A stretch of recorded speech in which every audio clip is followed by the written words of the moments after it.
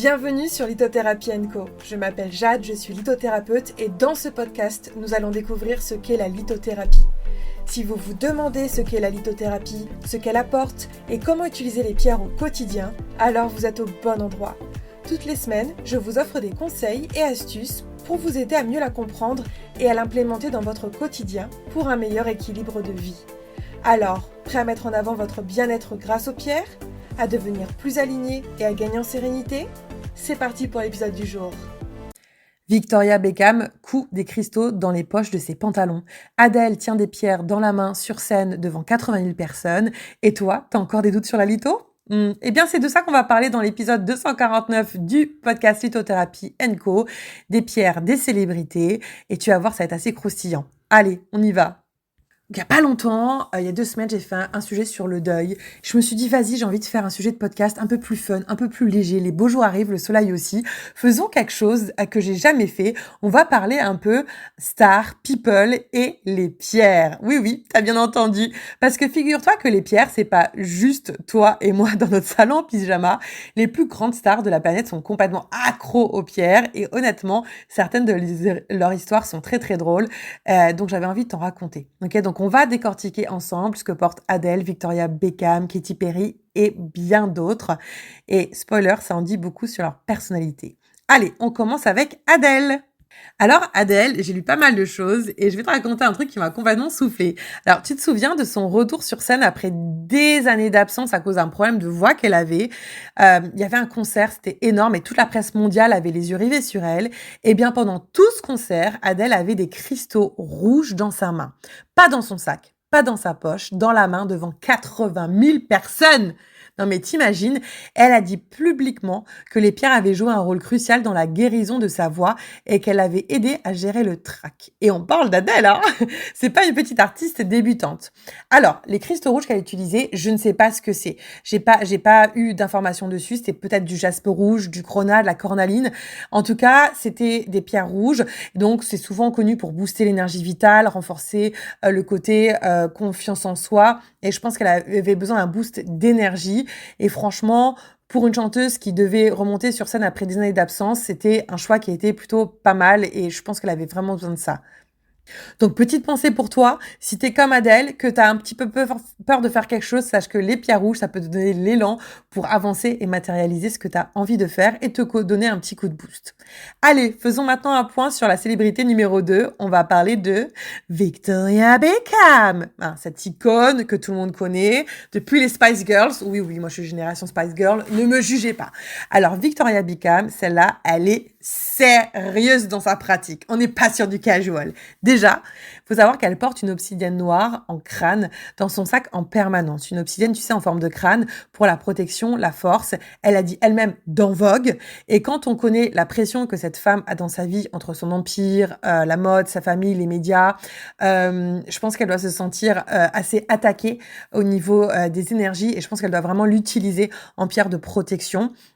Et voilà, et ça va bien avec son énergie. Moi, je vois vraiment Victoria Beckham avoir l'obsidienne en pierre de protection. Mais ce qui m'a vraiment fait un effet waouh, c'est qu'en 2018, elle a cousu des pierres dans les poches de ses pantalons dans sa collection prêt-à-porter. Non mais allô. Ses clientes, elles achetaient des fringues avec des pierres intégrées, littéralement. Et chez elle, à Los Angeles, elle a du quartz rose, de la tourmaline noire dans la salle de bain. Elle a même déclaré, je cite, « Je voyage toujours avec mes cristaux, j'en ai de toutes les couleurs. » Donc, qu'est-ce que ça dit d'elle ? Eh bien, ça dit d'elle qu'elle a de l'obsidienne pour se protéger des énergies négatives. Et crois-moi que dans le showbiz, et vu son niveau, je pense qu'elle en a bien besoin. Du quartz rose pour l'amour, de la tourmaline noire pour l'ancrage et aussi la protection. C'est quelqu'un qui gère sûrement beaucoup de pression, qui doit être pas mal attaqué et qui a besoin des pierres pour trouver cet équilibre.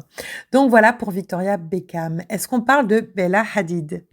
Qui est mannequin, assez connue, je sais pas si tu la connais ou pas du tout, mais c'est très intéressant parce qu'elle est très discrète là-dessus.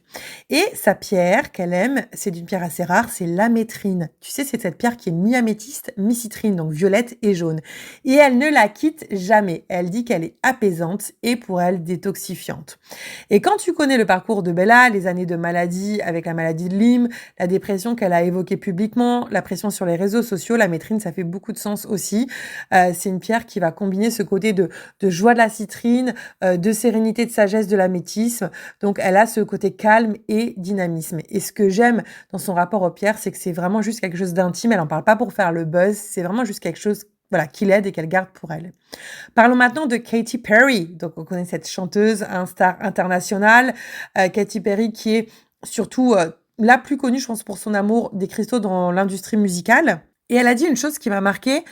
Elle a dit « Je ne suis jamais seule longtemps. Je porte beaucoup de quartz rose parce qu'il attire l'amour. Et quand je suis trop amoureuse, je mets de l'améthyste pour apporter du calme dans ma relation. » Et je trouve ça mignon comme approche. Elle gère son niveau d'énergie amoureuse avec ses pierres. Trop d'amour, améthyste, besoin d'en attirer quartz rose. Alors, bien évidemment, on est sur une approche New Age.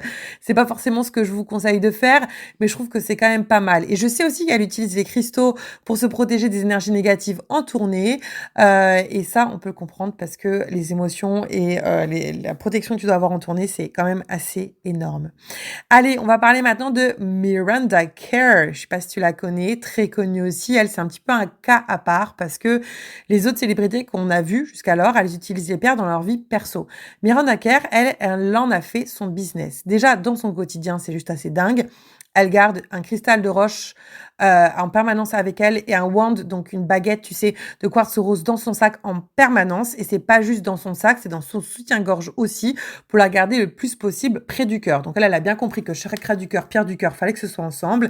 Et elle en a parlé elle-même dans un journal qui s'appelle le Harper's Bazaar. Et chez elle, c'est une autre dimension.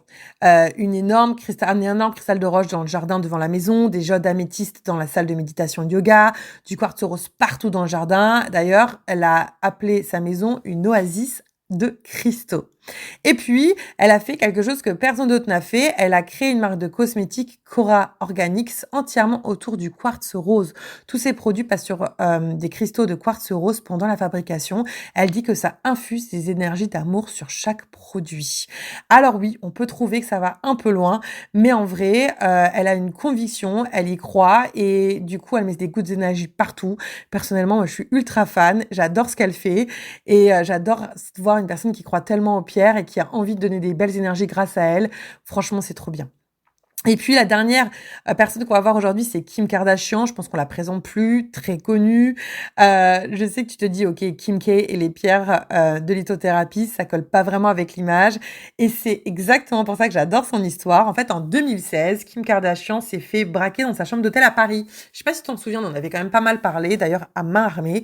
Et c'est un traumatisme assez énorme. Elle en a parlé quand même d'une expérience qui a changé sa façon de voir la vie d'ailleurs. Et dans les semaines qui suivent, ses amis lui apportent des pierres. Et en 2021, sur le plano, tu sais, d'Hélène, je sais pas si tu vois des fois des petits réels d'Hélène DeGeneres, je sais pas comment ça se dit d'ailleurs, elle raconte comment ça s'est passé pour elle et comment elle s'est mise justement à vraiment s'intéresser à l'énergie des pierres et aussi à leur signification. Et ce qui est beau dans cette histoire, c'est que les pierres sont arrivées dans sa vie à un moment de vulnérabilité totale. Est-ce que ça te rappelle quelque chose? Parce que honnêtement, si on est tous dans le dev perso et dans la lithothérapie, ça part souvent d'un pan de douleur. Donc ce que j'aime dans Kim Kardashian, c'est que même si c'est une star, elle a suivi le même chemin que nous et ça, je trouve ça trop beau. Et donc, c'était pas pour faire un post Instagram, c'était pas pour faire une collab, c'était dans un moment où elle avait besoin d'être soutenue et protégée. Et ça, c'est quelque chose que beaucoup d'entre nous, on peut comprendre, parce que c'est exactement de là où on vient en lithothérapie, pas par curiosité intellectuelle, mais par nécessité. Voilà, dis-moi si ça t'a plu. N'hésite pas à me partager un petit message, un petit commentaire, à mettre un 5 étoiles si cet épisode t'a plu. J'avais envie d'épisode fun et léger. Je trouve que c'est passionnant. J'ai adoré me renseigner pour te faire cet épisode de podcast. C'était juste dingue. Et franchement, ouais, dis-moi si toi tu connais d'autres trucs de stars et tout, partage-le en commentaire aussi. Ce serait hyper intéressant de lire tout ça pendant qu'on y est. En tout cas, nous on se retrouve la semaine prochaine pour un nouvel épisode de podcast. Je te fais plein de gros bisous d'amour et je te dis à très très vite. Ciao, ciao.